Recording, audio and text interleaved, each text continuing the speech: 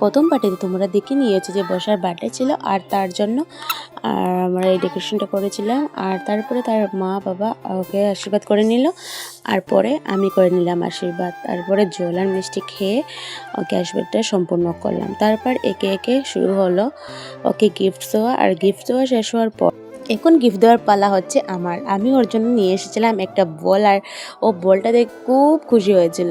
আর বীরের জন্যই একটা বল নিয়ে এসেছিলাম, বীরকেই দিয়ে দিলাম বলটা। আর ও খুব লাফাচ্ছিল, ও দেখছিল আর ওর জন্য কি আছে কিনা তার জন্য, দেখো ভিডিওতে। আর তারপরে বীরকে দেওয়ার পরে ও খুব খুশি হয়েছে।